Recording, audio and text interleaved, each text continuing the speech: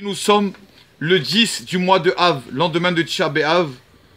Pas la peine de répéter, je vous rappelle que le temple a été brûlé au coucher du soleil du 9 Av. Donc ils ont commencé à le brûler. Il a continué à brûler le 10 Av, comme aujourd'hui le temple. D'accord? C'est pour ça qu'aujourd'hui, on continue jusqu'à aujourd'hui Chatzot, la moitié de la journée. Ça veut dire jusqu'à 2h moins quart. Aujourd'hui, on ne mange pas de viande. D'accord? Le reste, on peut faire les cheveux, là, les machines, ça c'est bon. Mais sur la viande, on attend parce que quand même le temple a brûlé aussi le 10 Av.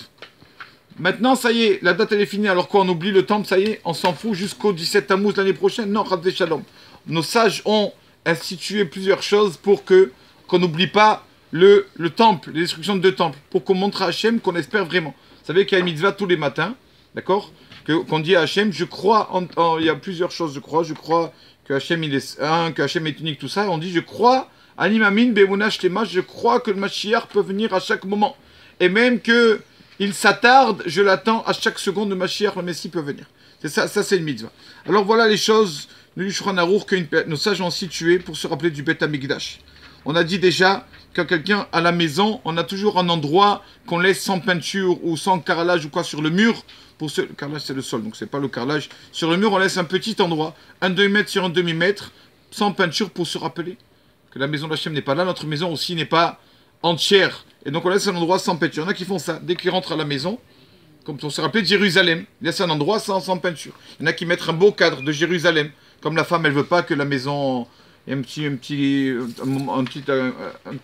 place dans le mur, la femme elle n'aime pas ça, c'est pas beau. Alors ils mettent un beau cadre de Yerushalayim, ils mettent le verset Imeshkacher Yerushalayim, si je t'oublie Jérusalem que ma droite m'oublie. Chacun à son niveau, mais se rappeler de Yerushalayim. Pareil, ils ont institué nos sages que quand quelqu'un fait une table, même que la table est très belle, mais la femme est très forte en cuisine, on laisse toujours sur la table une place vide. On laisse une table vide. Pourquoi? Pour se rappeler, il nous manque quelque chose. Il nous manque le Beth Amikdash. De même que la table du Beth Amikdash, le Shulchan, le Misbeach, on mettait les sacrifices, il n'y a plus rien dessus. Pareil, nous aussi. Notre table, il manque quelque chose. C'est pour ça qu'on laisse toujours une place vide sur la table. C'est une mitzvah du Shulchan Aruch. Pareil, quand une femme, elle met tous ses beaux bijoux, d'accord? Alors, c'est bien que ne mette pas tous les bijoux. Elle laisse au moins un qu'elle ne mette pas. Pareil, nous on fait pas ça, les Sephardim, les Ashkenazim, ils font ça. Quand ils viennent au mariage, les gens d'Ashkenaz, quand le Khatan rentre à la Choupa, on lui met un peu de cendre. D'accord? Pour se rappeler du temple. D'accord? Et nous, qu'est-ce qu'on fait pour se rappeler du temple? Vous connaissez, on casse le verre pour le mariage. C'est pour ça qu'on casse le verre au mariage. Pour justement montrer à Hachem qu'on se rappelle du temple. Aussi, ça, voilà, ça j'ai à cœur de le dire parce que voilà. Normalement, à vrai dire, si on regarde la halakha, même les chansons, la musique, normalement c'est problématique. Quand quelqu'un, Dieu préserve, perd son père ou sa mère, il n'est pas bien. Il n'y a rien qui lui fait plaisir. Il n'a aucune musique, rien ne lui fait du bien. On a perdu le Beth Amikdash. Normalement, les chansons, c'est pas... Normalement, on n'aurait pas dû écouter. Mais comme nos sages savent que on n'arrive pas sans les chansons, et que des fois, une personne sur la musique, elle est triste, et qu'il n'y a pas plus pire faute que d'être triste, nos sages nous ont dit, écoute la musique. La musique, on peut écouter la musique. Mais, quelle musique nos sages n'ont permis? Pas toutes les musiques. Des musiques qui sont Shevar Veoda, des chansons de sainteté, des chansons d'amour envers Kadosh Baruch Hu, des choses comme ça. Mais des chansons qui n'y a aucun lien avec Kadosh Baruch Hu. À plus forte raison, des chansons d'amour et de bêtises et tout ça, il n'y a aucune permission dans la halakha de les écouter. C'est vrai que c'est dur à écouter ça parce que on ne fait pas tout ça. Mais voilà la halakha. Les chansons qu'une personne, il entend, une musique qu'il entend, et qu'il n'y a aucun lien avec le Kadosh Baruch Hu, on ne sait pas où c'est qu'il se base dans la halakha pour écouter tout ça. Il n'y a aucune base dans la halakha. Aujourd'hui, c'est la Iloula, le 10 Av. Vous savez que hier, le 9 Av, il y a eu plusieurs malheurs. Il n'y a pas eu que le deux temples, il y a eu aussi que c'était le jour de l'Inquisition en Espagne. Ils ont été renvoyés de l'Espagne, le peuple juif. C'était aussi le 9 Av, Tisha B'Av.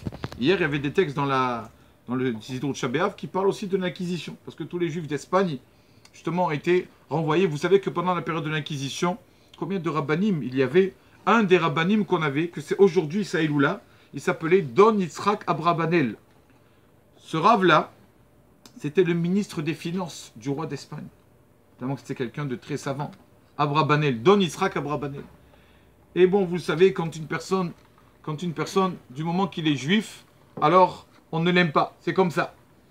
Et comme ce ministre, là, Rabbi Yitzhak Abravanel, était tellement réussissait, c'était vraiment le conseiller du roi dans les finances, tout ça, les autres ministres, bien sûr, étaient jaloux. Un jour, ils viennent chez le roi, et tous les jours, ils colportaient, venaient chez le roi, et ils disaient, regarde ton ministre, le juif, là, regarde ces juifs-là. Ils ont pris tout l'argent, les juifs, comme ils disent maintenant sur nous, la France. Les juifs, vous avez pris tout l'argent, vous avez tout pris.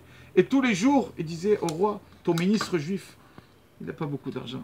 Il te dit qu'il n'a pas beaucoup d'argent. Mais moi, on te dit, bon, il a plein de biens, plein de meubles, il a plein d'immobilier, il a beaucoup de choses.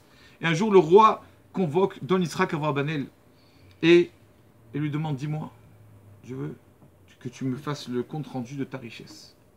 Je veux voir vraiment ce que tu as. Il lui dit, d'accord, il n'y a pas de problème. Il lui amène, après 2-3 jours, il amène un chiffre, et le roi, il regarde. Tu rigoles ou quoi? Tu as cette maison, tu as cet immeuble, tu as cette villa. Déjà, ça fait plus que la somme que tu m'as déclarée. Alors, ça veut dire que tu es en train de me mentir. Comment tu me mens? Ils ont raison, les autres ministres. Il lui a dit, vous m'avez demandé quelle est ma richesse. Ma richesse, voilà, c'est ça, c'est cette somme. C'est la somme, c'est ce que j'ai donné, ça à la tzedaka. Ça, j'ai donné à des pauvres. Ça, j'ai aidé à un orphelin. Ça, c'est ma richesse. Tous mes biens que j'ai, c'est toi le roi, ça t'appartient. Quand tu veux, tu peux me les prendre. C'est toi qui décides. Mais ma richesse, à moi, ce que je peux dire, ce qui m'appartient et que personne ne peut me prendre, voilà, c'est ça. C'est la tzedaka que j'ai fait avec mon argent. J'ai aidé les autres, la charité. Voilà ma richesse. C'est vrai, j'ai beaucoup de biens, mais ce n'est pas à moi. Ce qui est à moi, voilà. Alors le roi a tellement aimé cette réponse, il a appelé les autres ministres, il leur a dit, regardez la réponse de ce ministre juif. Voilà vraiment ce qu'une personne, avec quoi il part de son monde aussi après 120 ans, avec ce qui lui appartient vraiment, c'est sa charité. Mais c'est bien, ses immobiliers et tout ça, c'est sûr que ça ne va pas l'accompagner. Il y a une deuxième histoire sur lui, Rabotai. Ce Rav, tellement qu'il aidait le peuple juif, vous savez que quand le roi l'a supplié, c'est dans son livre qui marque ça. Le roi l'a supplié, s'il te plaît, reste. Quand ils ont renvoyé tous les juifs d'Espagne, on l'a supplié, reste. Le roi et la reine, il a dit, je reste pas. Si mes frères sont exilés, moi je suis avec mes frères. Alors qu'il avait la place de ministre. Il est parti, d'accord, il est parti après un peu à Lisbonne, après à Venise, d'accord, il était très proche aussi du roi de Lisbonne. D'accord, d'ailleurs, il a fait la paix entre le Portugal et l'Italie. C'est lui qui a fait la paix entre les deux, il raconte là-bas. Et ce rave-là, pour finir, à Brabanel, il avait une coupe, un verre. C'est qui lui a donné ce verre? Eliaou Hanavi. Il avait un verre qui lui a été donné par le prophète Eliaou. Voilà ce verre.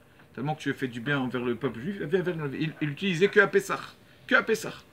Et chaque Pessah, il sortait le verre. Et donc, quand il est niftar, il est décédé, il a laissé le verre à son fils. Je ne sais pas comment il s'appelait son fils. Je ne sais pas. Et donc, il laisse le verre à son fils, et le roi qui entend que le fils a un verre d'Eliaou Hanavi. Et le roi qui demande au fils, il le convoque, il dit, je veux le verre, je le veux ce verre. Et le fils qui a beaucoup de peine, le verre du prophète Eliaou, je vais le donner au roi.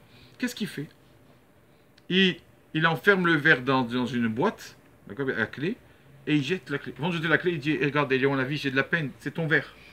Reprends-le, reprends-le. Toi, Eliaou Hanavi, tu peux tout faire, reprends-le. Il a jeté la clé à la mer, il a jeté, la clé à la mer, pardon, et quand le roi entend ça, le roi entend que il n'a pas voulu montrer le verre. Donc le roi qui s'énerve et le roi qui demande de forcer d'ouvrir la boîte sans la clé. Et bien sûr, on ouvre la boîte, il n'y a pas le verre. Ness, il n'y a pas le verre. Et on l'a vu, il a pris le verre. Et donc le roi lui a décrété sur le fils d'Abrabanel d'aller en exil. Et après, le fils d'Abrabanel arrive le soir de Pessah et il s'attriste. Sa femme dit, qu'est-ce qui t'arrive? Il dit, j'ai pas le verre d'Eliaou Hanavi de mon papa, que mon papa m'a laissé, je l'ai pas ce verre. J'ai jeté, je l'ai pas ce verre. Ça me fait de la peine. Sa femme lui a dit, écoute, bon, on va pas se mettre à pleurer tout le soir de Seder. Amène au moins un pauvre qui est à table, qu'on fasse la mitzvah. C'est pas pour ça qu'on va faire la mitzvah du soir du Seder. Et donc il va chercher un pauvre. Il va chercher un pauvre dans la rue. Il dit, tu as offert le soir? Il dit, non, je n'ai pas offert le Seder des 4 verres. Viens chez moi. Le fils de Rav venait, l'amène chez lui. L'amène chez lui. Après une demi-heure, le pauvre s'en va. Il dit, je dois partir et tout. Il s'en va. Et qu'est-ce qu'il voit quand il s'en va sur la table? Il voit le verre, la coupe de l'Hanavi que ce pauvre a remis. C'était Eliaou Hanavi qui est revenu lui mettre. Il a couru après lui. Il lui a dit, c'est quoi le verre? Il a dit, oui, c'est le verre que je t'ai ramené. C'est le verre que je t'ai ramené. Et Eliaou Hanavi lui a dit, je veux te dire encore une chose. Je sais que le roi a décrété sur toi de t'exiler, la galoute. Mais ton père, tous les soirs, vient frapper le roi. Ton père Rabbi Yitzhak, tous les soirs, il vient donner des coups au roi. Retourne chez le roi et tu vas voir. Donc le fils retourne chez le roi, le roi il lui a dit, écoute, je veux ni le verre ni rien du tout. Ton père chaque nuit vient et je sens des coups de la part de ton père. Ton père, tous les nuits, il vient me donner des coups. Donc je m'excuse. Je veux ni le verre, je veux pas que tu aies un exil, je veux que tu sois tranquille. Donc ce Rav Abrabanel, tu vois, on voit qu'après sa mort aussi, il était encore là, comme on dit, les tzadikim de leur mort, ils sont encore plus vivants que quand ils étaient dans ce monde ici. Donc c'est voilà, c'est ça il là aujourd'hui dans l'Israël Rav Abrabanel. Son mérite protège le Ram Israël. Amen.